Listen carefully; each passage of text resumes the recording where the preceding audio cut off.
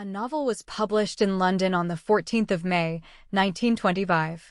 It was 300 pages long. Almost nothing in it happens.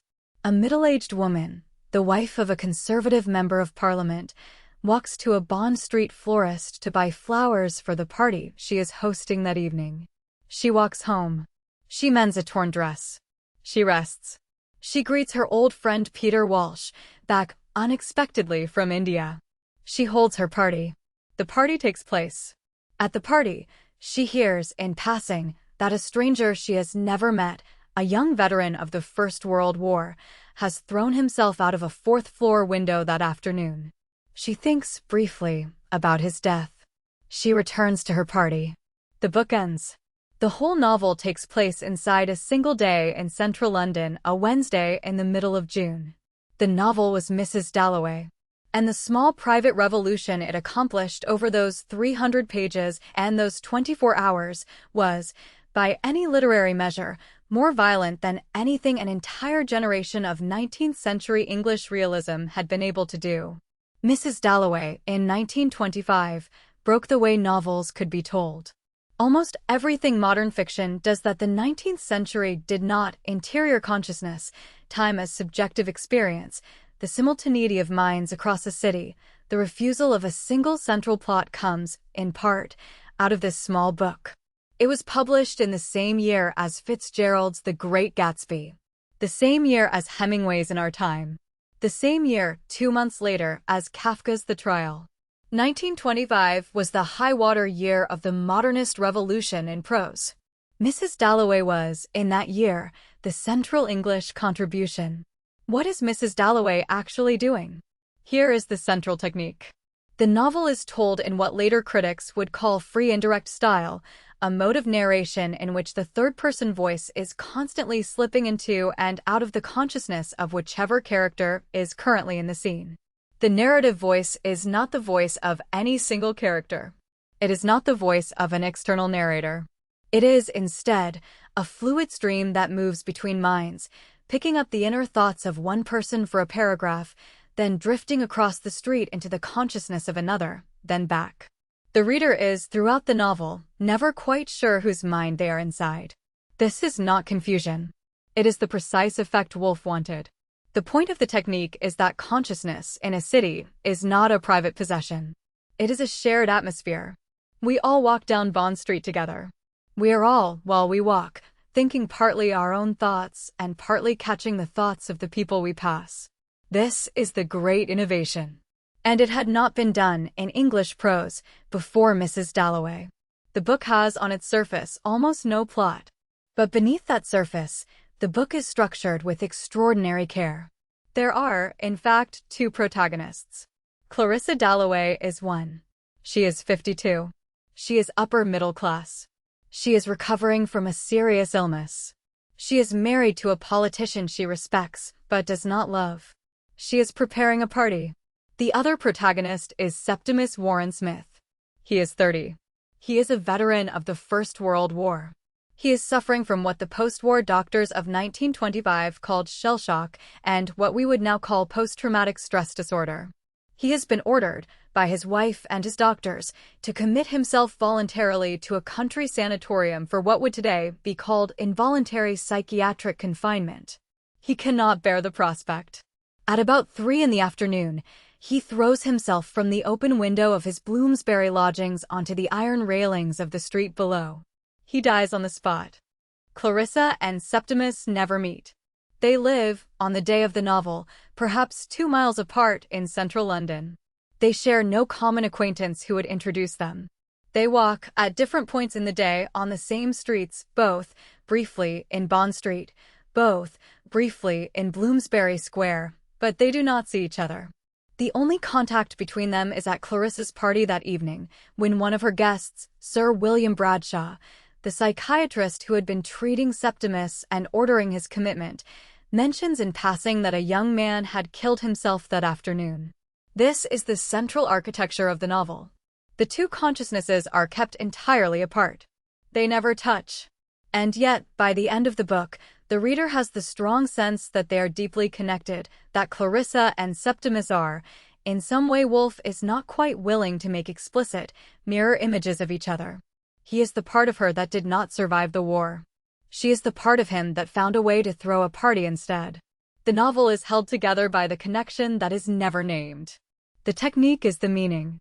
You did not know this, but Woolf had originally intended Clarissa Dalloway to die at the end of the novel.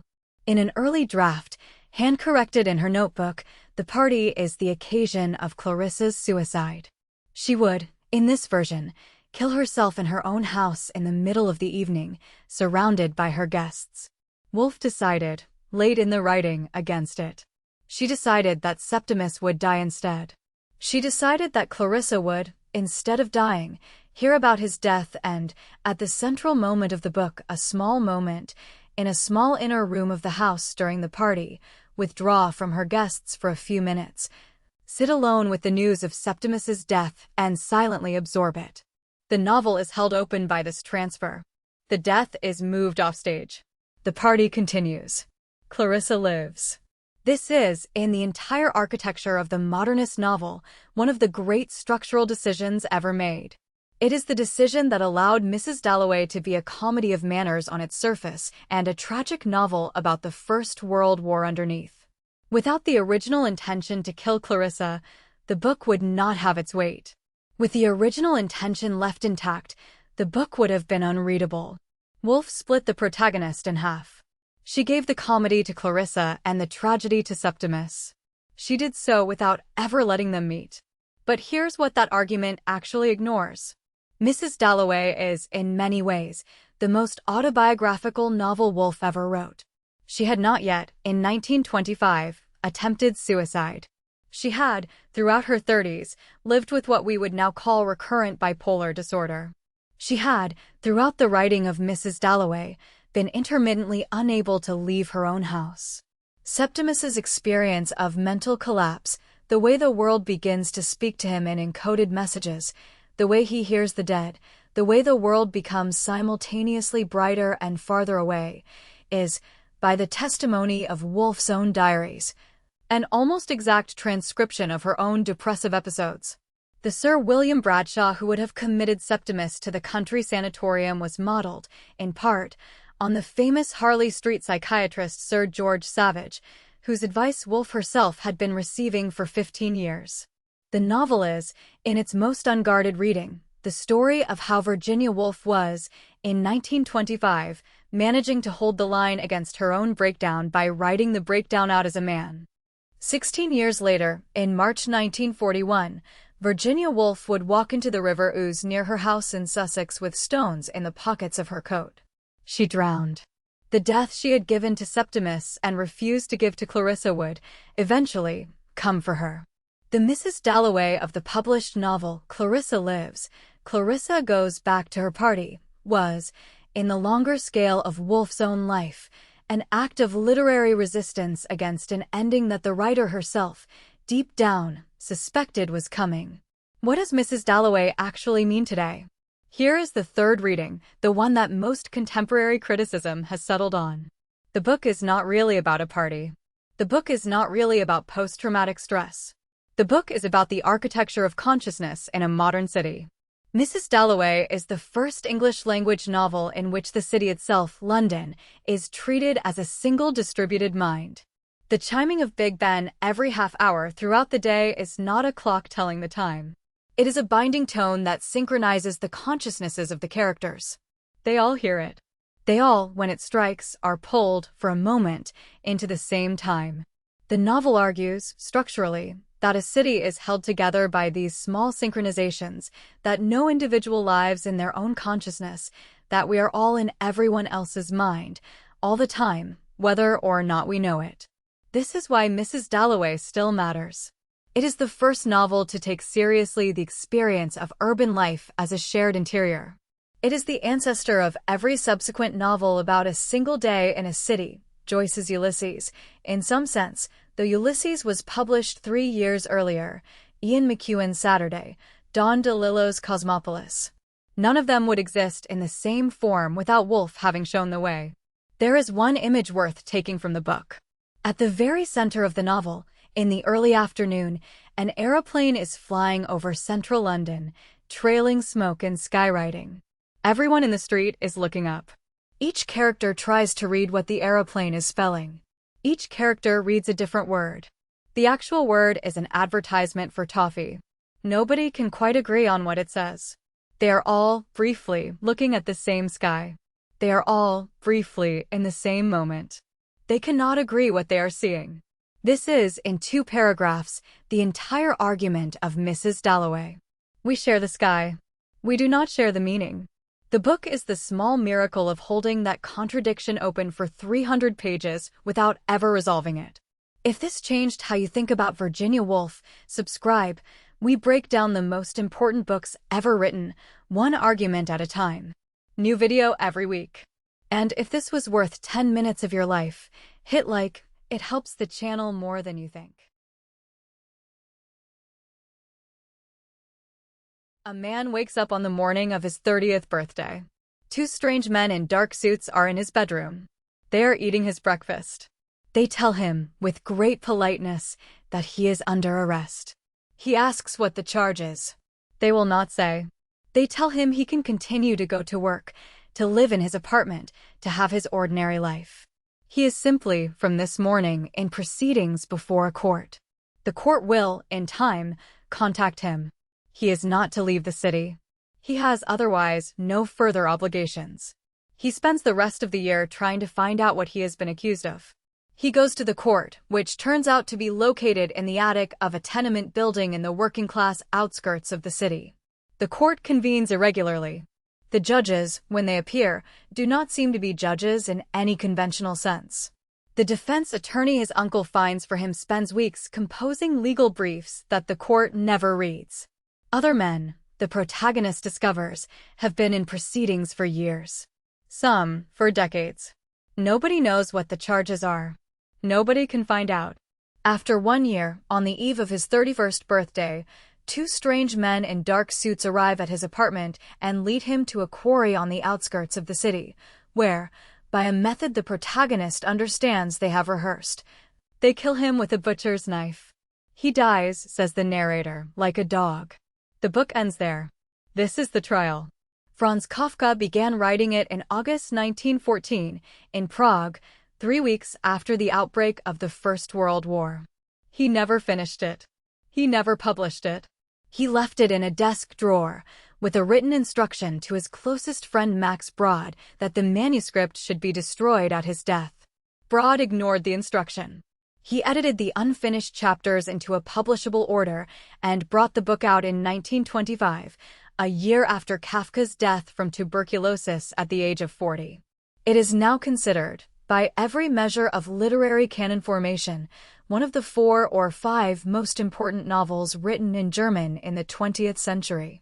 Almost everything most readers think they know about the book is wrong. The first thing that is wrong is the title.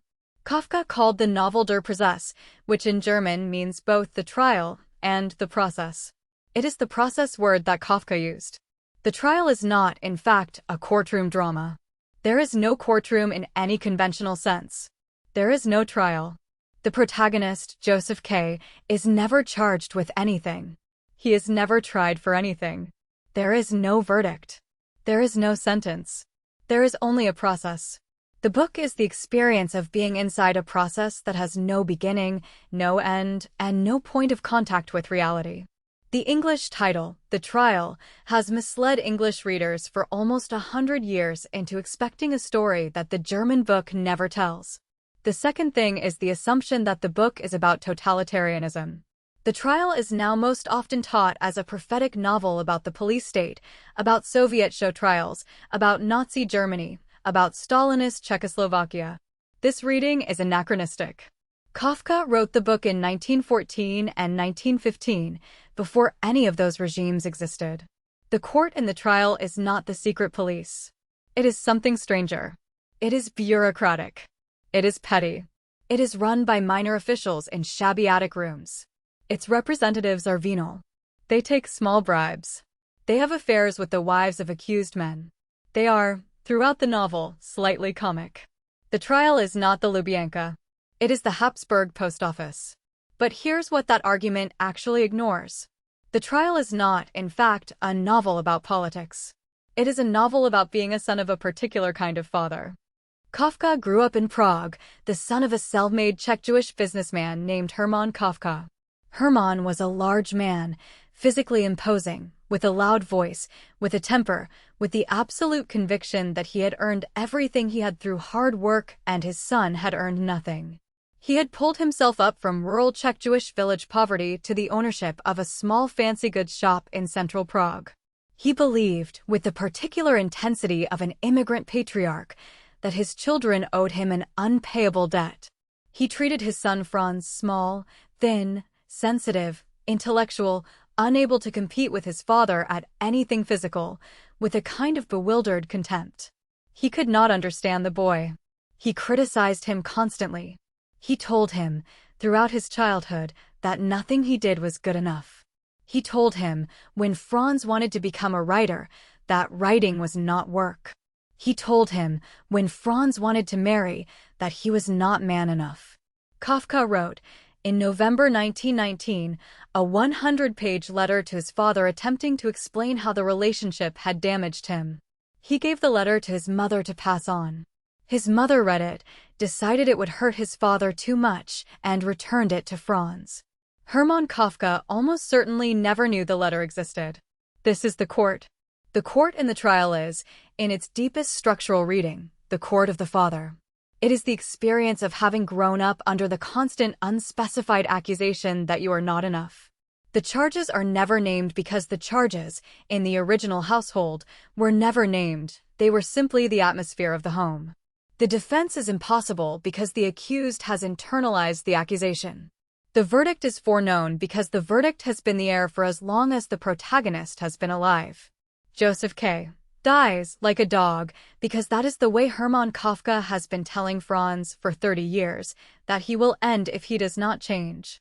The third thing that is wrong is the assumption that the trial is a finished book. Kafka left the manuscript in a stack of unbound chapters at the time of his death. The chapters are not numbered. There is no clear ordering.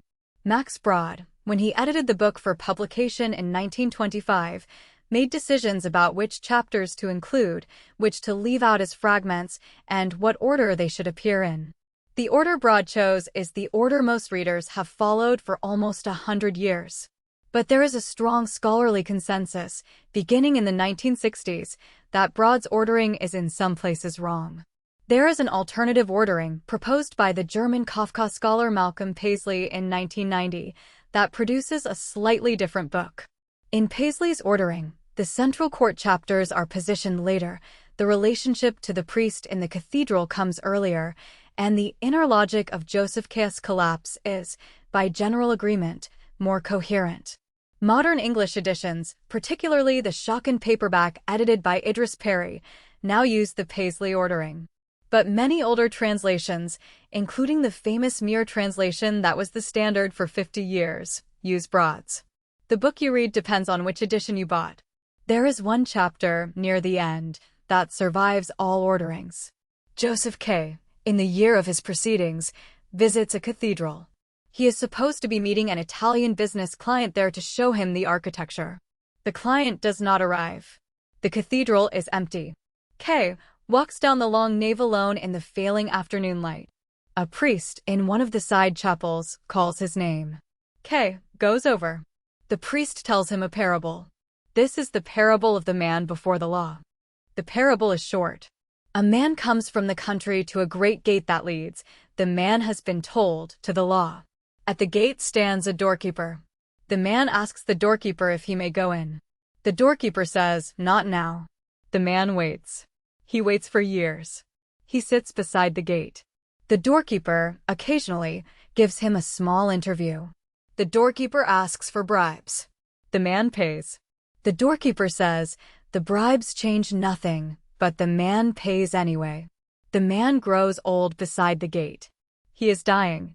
As he is about to die, he asks the doorkeeper a final question. Everyone seeks the law. How is it that in all the years that I have been here no one has come to seek the law except me? The doorkeeper bends down to hear the question. He shouts back, into the dying man's ear, no one else could have been admitted here, because this gate was made only for you. I am now going to shut it. The parable in the chapter takes 1 page. It is the most quoted single passage in 20th century German prose. It contains the whole argument of the book. The law is not closed off. The law is open to you. You can walk through it any time. But the doorkeeper, whose entire job is to convince you that you cannot, has been so successful at that job that you have not, in a lifetime of trying, found the courage to push past him. The gate was made for you. You were the only one who could have used it. You did not. You waited. This is the deepest reading of the trial. The court is real. The process is real. But the protagonist has, all along, had the power to walk away from it. Joseph K. could, on the morning of his 30th birthday, have told the 2 strange men in dark suits to leave his apartment. He could have continued his life, ignoring them. The trial happens because Joseph K. accepts that the court has the authority it claims to have. Without his consent, without his belief in the doorkeeper, there is no trial. Kafka would have known this. He would also have known that he himself had not, in his own life, been able to walk past his own doorkeeper. He spent his entire adult life unable to leave his father's apartment, unable to marry his fiancée, unable to publish the work he had completed. He was, in a sense, Joseph K., with 30 additional years of waiting beside the gate. He died at 40 of tuberculosis in a sanatorium near Vienna, with most of his great novels in a desk drawer and an instruction that they be burned. Max Brod did not burn them. Without Brod, you would not be reading any of this. The doorkeeper would have closed the gate, and the gate would have closed. If this changed how you think about Kafka, subscribe. We break down the most important books ever written, one argument at a time. New video every week. And if this was worth 10 minutes of your life, hit like. It helps the channel more than you think. The Bell Jar was published in London on the 14th of January, 1963, under the pseudonym Victoria Lucas. 26 days later, on the 11th of February, the author of The Bell Jar killed herself in her London flat by putting her head in a gas oven while her 2 small children slept in the next room. She had set up bread and milk by their beds in case they woke first. She had sealed the kitchen door with damp tea towels so that the gas would not reach the children's room. She was 30 years old. The novel she had written under a pseudonym was, in nearly every chapter, a fictionalized account of her own previous suicide attempt at the age of 20. The Bell Jar, in other words, is a novel in which the author rehearses, on the page, the death that would arrive 3 weeks later. Most readings of the book do not yet seem to have caught up with that fact. This is not a video about Sylvia Plath the suicide. There are many of those. This is a video about Sylvia Plath the novelist, the writer who took, with extraordinary technical control, a teenage breakdown and turned it into the clearest single account of a depressive crisis ever written in English. The Bell Jar is not, primarily, a tragic biography. It is a piece of writing. And the most important thing about it is how well it is written. The book is narrated by a 19-year-old college student named Esther Greenwood. She is from a small town outside Boston. She has won, in the summer of 1953, a guest editorship at a women's magazine in New York City. She spends a month in Manhattan attending cocktail parties, sitting through fashion editorials, eating crab meat avocados, going on bad dates with bad men, and slowly, almost imperceptibly, losing the ability to feel that any of it is real to her. The opening chapters are funny. They are arch. They are written with a kind of high satirical comic prose that owes something to J.D. Salinger, and something to Mary McCarthy, and something to nobody else. Esther's observations of New York are some of the sharpest descriptions of post-war American capitalism that any novelist has produced. What changes is not the world. It is Esther. She goes home to Massachusetts at the end of the magazine internship. She is supposed to be writing a thesis on James Joyce. She finds, suddenly, that she cannot read. The letters on the page have detached from their meanings. She finds that she cannot sleep. She finds that her body has, without her consent, stopped responding to ordinary cues, hunger, weariness, social pleasure. She finds, after a few weeks, that she cannot speak to her own mother without thinking of cutting her own wrists. She tries to end her own life. She is found, after 3 days, half dead in a crawl space under the family house, having taken her mother's entire supply of sleeping pills. She is hospitalized. She is given, in the New England State Mental Institution where she is sent, the electroconvulsive therapy that was the standard treatment of the period. She slowly, with great difficulty, begins to recover. That is the surface of the book. Esther's journey, in the original published edition, ends ambiguously on the threshold of release from the hospital, with a sense that she is patched, retreaded, and approved for the road, not healed. But here is the part the famous suicide framing obscures. The Bell Jar is technically a comic novel. It is sentence by sentence, one of the funniest American novels written in the 1950s. The humor is part of how the Depression actually works. Esther is not a passive sufferer. She is, in her early descriptions of New York fashion editors, of suburban Massachusetts dating mores, of medical students learning to deliver babies, an extraordinarily mordant narrator. She is sharper than the world around her. The bell jar of the title, the metaphor that Plath uses for the experience of severe depression, is precisely the experience of being inside a transparent glass container, watching everyone else move around in what should be the open air. You can see them. They can see you. You cannot quite breathe. This is the great technical achievement of the book.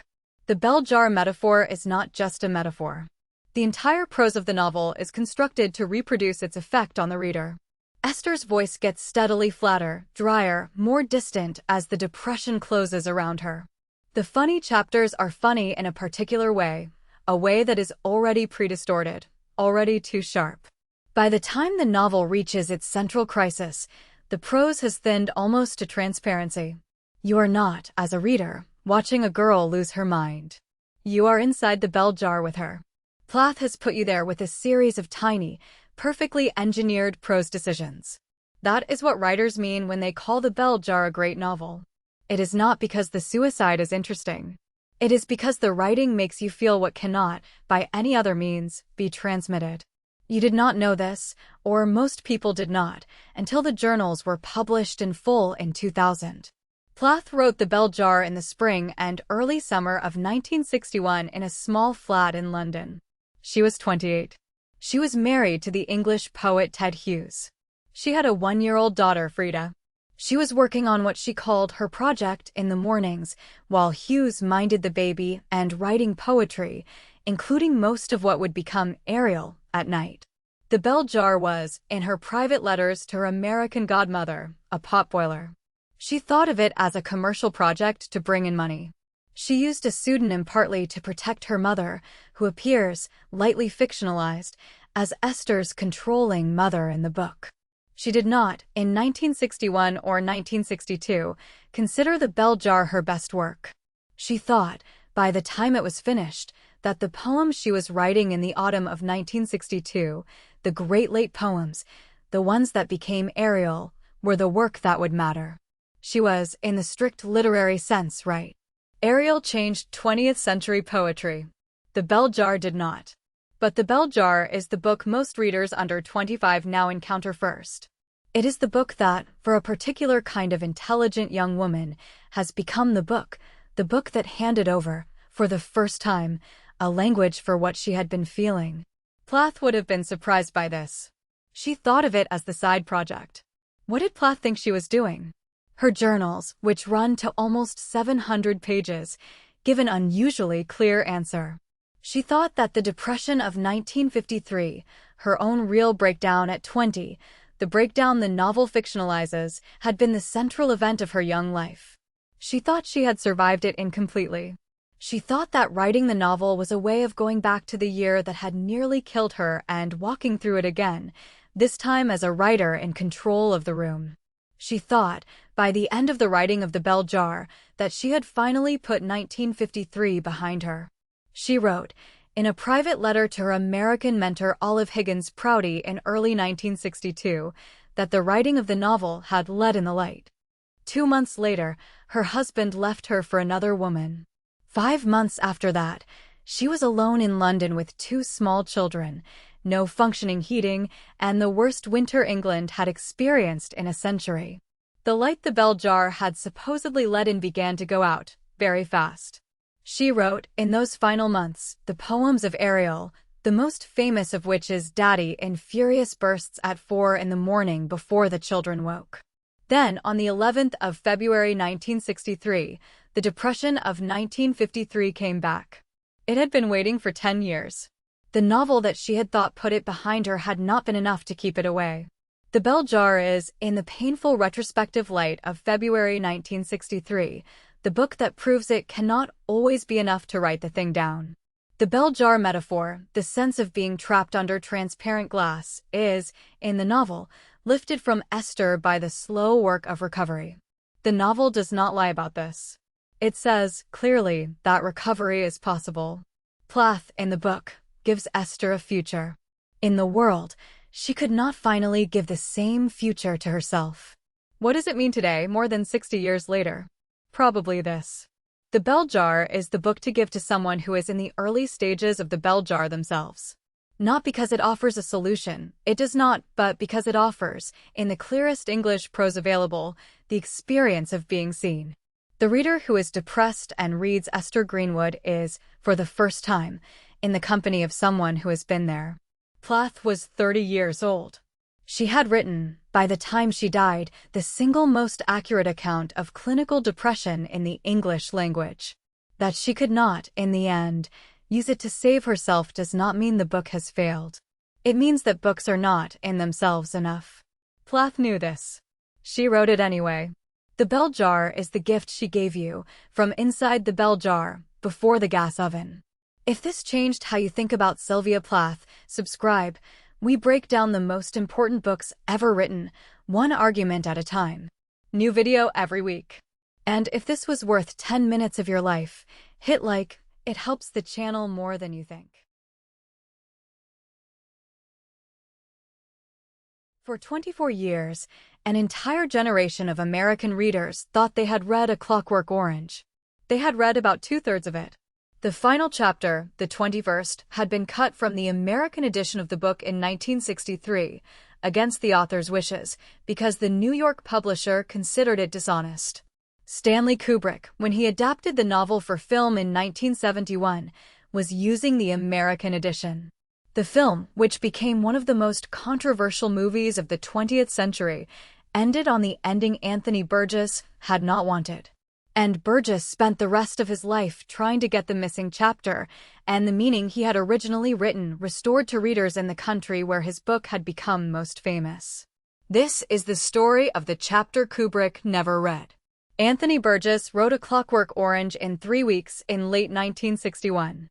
He was, at the time, a 44-year-old English novelist living in semi-retirement in Sussex, having been told the previous year by his doctors that he had a brain tumor and approximately 12 months to live. The diagnosis turned out to be wrong.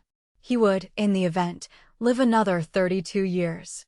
But the diagnosis was the immediate cause of A Clockwork Orange. Burgess wrote 5 complete novels in that 12-month window, on the theory that he needed to leave his wife enough royalties to live on after his death.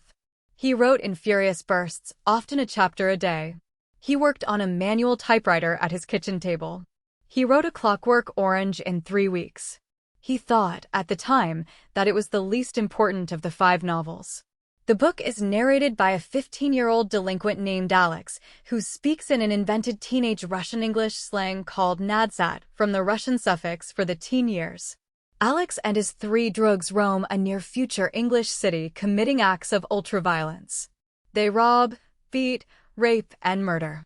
Alex is caught after a botched burglary in which an old woman dies. He is sent to prison. In prison, he volunteers for an experimental rehabilitation program called the Ludovico technique, a Pavlovian conditioning treatment that makes him physically sick whenever he attempts an act of violence, including, by accident, when he tries to listen to Beethoven. He is released back into society as a nonviolent person. He is immediately attacked by his former victims, who recognize him as helpless. He attempts suicide. The conditioning is reversed by the state for political reasons. He is back to where he started. That, in the American edition and the Kubrick film, is the end.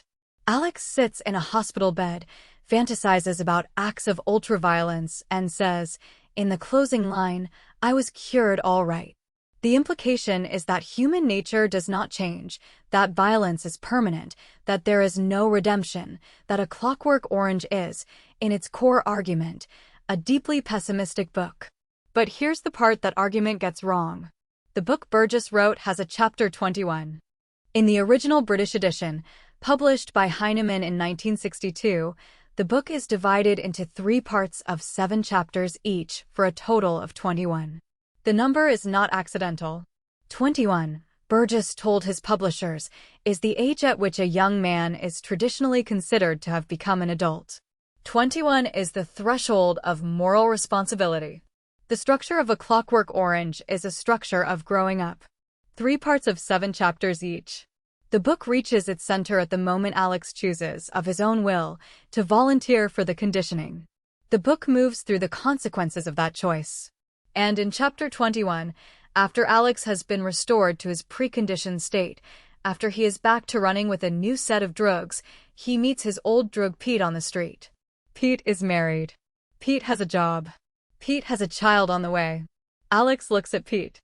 He goes home alone. He realizes, slowly, in the closing pages, that he is tired of violence. That something in him has shifted. That he might, like Pete, want to settle down. That he is no longer 15. He thinks, in the final paragraph, about having a son of his own one day. That is the chapter 21. That is the entire moral argument of the novel. Burgess's central claim, the one he insisted on for the rest of his life, was that A Clockwork Orange is not a book about whether human nature can be changed. It is a book about whether the state has the right to change human nature, when human nature will eventually change on its own. The Ludovico technique is wrong, in Burgess's view, not because it does not work. The book is clear that it works perfectly, but because it removes from a young man the moral act of growing up. Alex, by the end of chapter 21, is becoming a different person, by his own slow, painful, freely chosen process. The state intervention in chapter 18 would have prevented that. The choice, the human choice, is the entire point. A man who cannot choose, Burgess argued, is not a man. He is a clockwork orange. A piece of fruit that has been wound up to look alive. Without chapter 21, the book becomes the opposite of what Burgess meant. Without chapter 21, Alex never grows up. Without chapter 21, the argument collapses into nihilism. The book becomes, in Burgess's own bitter phrase, in the preface he wrote in 1986, a fable, an allegory, a parable that has been turned into a piece of pornographic violence. The third prediction is the one that should scare you. Burgess thought, by the end of his life, that the wrong version of his book had won. The American edition outsold the British. The Kubrick film, based on the American edition, was for a long time the only version of the story most viewers ever encountered. The 20-chapter ending, the cynical ending, the ending in which violence is permanent and choice is illusion, became, in popular culture, the canonical A Clockwork Orange. Burgess wrote, in his 1986 preface, that he was being paid royalties for the wrong book. He compared himself, in private letters, to a man who had written a novel about a man dying of cancer, and then watched his publishers cut out the recovery. How did the cut happen? The story is now clearer than it was at the time. The American publisher, Eric Swenson at Norton, told Burgess in late 1962 that he thought the final chapter was a sellout. He thought Alex's quiet maturation was unbelievable, that it softened the impact of the violence, that it would not sell. He proposed dropping the final chapter. Burgess, who needed the American advance, who was 45 years old, who was supposedly dying, agreed. He thought, he later said, that it was a small concession. He thought the book would not have a long American life, and that the original ending could be restored in a later edition. He was wrong on both counts. The American edition sold. The British edition was forgotten in the United States. The film came 8 years later and used the American text. By the time the chapter could have been restored, an entire generation had read the book without it. Kubrick, Asked by Burgess what he thought of the missing chapter, said politely that he had never read it. The book Kubrick had brought home from a New York bookstore in 1969 was the Norton edition. He worked, in his preparation, only from the 20-chapter text. He was apparently genuinely surprised, in the early 1970s, to be told there was more. Burgess campaigned, on and off for the next 2 decades, for the restoration of Chapter 21 in the American editions. He gave interviews. He wrote essays. He published, in 1978, a translation of his own book into French, in which he insisted that the final chapter be retained. He wrote, in his 1986 preface, the angriest single piece of prose of his career. The chapter was finally restored to the American edition in 1986, 24 years after the book was first published in America. The Norton edition is now the standard. If you buy A Clockwork Orange in any English-language bookshop in the world today, you are buying the 21-chapter version that Burgess wrote. But the film, which has been seen many times more than the book has been read, is still the 20-chapter cut. And the cultural memory of A Clockwork Orange, what most people, when asked, would say the book is about, is still the cynical version. Burgess's argument, almost 60 years after the book was published, is still the argument almost no reader actually reads to the end. There is one more piece of this. Burgess himself came, very late in his life, to think that even Chapter 21 was not strong enough. In a long essay published in the 1980s, he wondered whether the entire concept of Alex's redemption, the simple maturation, the boy who one day wants a son of his own, was too easy. He thought, by then, that violence is not something one outgrows. He thought that there is a moral choice every adult must make, every day, between the use of force and the refusal of it. He thought that A Clockwork Orange, even in its full version, made that choice look more automatic than it is. This is the thing the film misses. This is the thing the famous violence misses. A Clockwork Orange is not a celebration of ultra-violence. It is, in its original form, a religious novel about free will. It says, a man without the capacity to choose evil cannot truly choose good. Take away his choice by drugs, by conditioning, by the state, and you have not made him moral. You have made him a piece of clockwork fruit. The Burgess we should be reading is not the Burgess of the film. It is the Burgess of the chapter that Kubrick never opened. If this changed how you think about A Clockwork Orange, subscribe. We break down the most important books ever written, one argument at a time. New video every week. And if this was worth 10 minutes of your life, hit like. It helps the channel more than you think.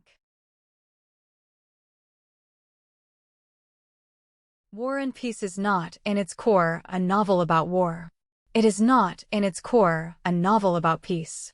It is the longest argument in 19th century literature against the idea that any individual, Napoleon, Alexander, you, me, has ever genuinely understood the events that swept their life. It contains, depending on which edition you read, between 580,000 and 600,000 words. Tolstoy wrote and rewrote the opening chapters 15 times. He produced 4 entirely different versions of the manuscript before he was satisfied. By the end, he was so exhausted that he told his wife he never wanted to write another novel. And the great argument that the book contains, the argument that almost every reader misses because they are too distracted by the dance scenes and the love stories, was an argument with himself. Tolstoy was 35 years old when he started War and Peace in 1863. He was newly married. He had retired to his family estate, Yasnaya Polyana, 200 kilometers south of Moscow. He had been, for the previous 10 years, a Russian artillery officer in the Crimean War, a travel writer in Europe, a half-failed novelist, a heavy drinker, a gambler, a serial seducer of peasant women on his own estate, and the founder of an experimental school for the children of his serfs. He was, in nearly every reading of his life, a man who had not yet decided what he was. War and Peace is the book in which he tried to decide. The official subject, on the surface, was the Napoleonic invasion of Russia in 1812. 3 generations of Russian aristocrats, the Rostovs, the Bolkonskys, the Bezukhovs, the Karaджins, moved through the campaign and through the long peace before and after it. Pierre Bezukhov inherits a fortune and a Masonic crisis. Andrei Bolkonsky tries to find himself in the army and fails. Natasha Rostov falls in love 3 times, twice catastrophically. Napoleon arrives. Moscow burns. Napoleon retreats. The Russian army does not, in any decisive battle, defeat him, but he goes home, beaten, with his army in shreds. But here is the question almost every reader misses. Why is the book so long? The answer is not that Tolstoy was being indulgent. The answer is that Tolstoy did not believe in the conventional historical novel, and he could not write one. Every time he tried, every time he sat down to describe, in dramatic dynamic prose, what Napoleon was thinking before Austerlitz, or what Kutuzov was thinking before Borodino, he stopped. Because he did not believe the men running those battles had any idea what was happening. This is the great heretical argument of the book. And it is buried, deliberately, in the middle of the action. Tolstoy interrupts the narrative again and again, sometimes for a page, sometimes for 30 pages, to insist that the historians have got it wrong. Napoleon did not lose because he made a strategic error. Kutuzov did not win because he was wiser. The Russian campaign was not the product of 2 minds in conflict. It was the result of millions of small actions, millions of soldiers and millions of small decisions about whether to march another mile, whether to load the cannon, whether to run, whether to die. And the great men sitting in tents on the high ground had as much real control over the outcome as a single piece of paper has over the storm carrying it. History, Tolstoy is arguing, is not made by great men. It is made by what he called the infinitesimal differentials of countless wills. We tell ourselves the story of Napoleon afterwards. The story is a comfort. It is not the truth. But here's what that argument actually ignores. Or, rather, what it never quite lets itself say. If history is not made by individuals, then no individual is responsible for anything. The serf-owning landowner cannot be blamed for serfdom. He is a piece of paper in a storm. The general cannot be blamed for the dead at Borodino. He is a piece of paper in a storm. Tolstoy, the heir to 2,000 serfs at Yasnaya Polyana, the man who would later spend the second half of his life trying to give away his fortune and free his peasants and atone for his own social position, was writing himself, deliberately or not, out of moral responsibility. War and Peace is, in part, the long act of a Russian aristocrat trying to convince himself that he is innocent. He would, after he finished the book, spend the next 40 years undoing that conclusion. The late Tolstoy, the Christian anarchist who refused all worldly authority, including his own, is the man War and Peace, in 1869, had not yet been able to become. There is, in the middle of the novel, a scene that the philosopher Isaiah Berlin used as the centerpiece of his most famous essay. Prince Andrei Bolkonsky, lying wounded on the battlefield of Austerlitz, looks up at the sky. The clouds are moving slowly above him. He has been told, all his life, that Napoleon is a great man, that the campaign is glorious, that the war has meaning. He looks at the sky and realizes that all of that is small. Nothing matters except the sky. This is the moment at which the entire heroic frame of the book breaks. It is also, in a deeper reading, the moment at which Tolstoy himself stops being able to write a conventional novel. Because if no event matters, you cannot have a plot. He found a way around it. He found a way to write a novel that pretends to be a plot while it is secretly an argument that plots are a lie. The 4 main characters, Pierre, Andrei, Natasha, and Maria, do not arrive at their endings by anything resembling a conventional narrative arc. Pierre is captured by the French in the burning of Moscow and is held for weeks in the company of a small peasant named Platon Karateev. Karateev says almost nothing. He sings to himself. He is killed, casually, by a French soldier on the retreat from Moscow. Pierre, listening to him die, suddenly understands something. He cannot, when he tries later to explain it, say what he has understood. He goes home. He marries Natasha. The book ends in domestic peace. This ending has frustrated readers for 150 years. The Wagnerian climax never happens. The strategic decisive battle never comes. The 2 ranking generals of the war, Napoleon and Kutuzov, are both, by the final pages, characters that the book has stopped taking seriously. The story closes, instead, with two married couples, for small children, an argument about politics at the breakfast table, and a long epilogue in which Tolstoy spends 70 pages re-explaining his theory of history to make sure you haven't missed it. What was Tolstoy actually trying to do? Here is the third reading, and it is the one most modern critics now accept. War and Peace is a book that uses the genre of the historical novel as a trap. You come in expecting the heroic story of Russia repelling the French. You are pulled along by the love affairs, the duels, the balls. And somewhere around the 400th page you realize, if you are reading carefully, that the book has been quietly arguing all along that none of these things mean what you thought they meant. The dance scenes are not romantic. They are illustrations of how social bodies move without their participants knowing why. The battles are not strategic. They are illustrations of how no plan ever survives contact with another person. The love stories are not love stories. They are illustrations of how the things we say we want are revealed, by the slow grinding of time, to have been the wrong things. The book that Hollywood keeps trying to make of War and Peace is the book that the surface of the novel pretends to be. The book Tolstoy actually wrote is underneath. There are 5 things that Tolstoy himself said about War and Peace that almost no reader knows. The first is that he insisted, in an essay he published in 1868, that the book is not a novel. He called it, in his own phrasing, what the author wished and was able to express in the form in which it was expressed. He was, in other words, refusing the entire category. The second is that he believed the most important character in the book is Platon Karatev, the small peasant who appears for 30 pages and dies, and not Pierre or André. The third is that he wanted, in the final years of his life, to disown the book entirely. He came to think of his late religious writings as the work that mattered and War and Peace as a kind of aristocratic indulgence.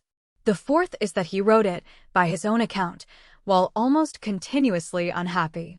The fifth is that the manuscript he produced is partly the work of his wife, Sophia, who copied the entire novel by hand 7 times during its composition, often correcting his Russian as she went. Sophia Tolstoy's diary, which became after her death one of the great unread documents of the 19th century, contains some of the most clear-eyed criticism of Tolstoy as a person and as a writer that anyone has ever written. She knew the book better than any other reader because she had copied every word of it. She thought, by the end, that the historical chapters were tedious. She thought the great philosophical interruptions did not work. She thought the book would have been better if it had been a domestic novel, with the war kept off stage. She was, in some respects, right.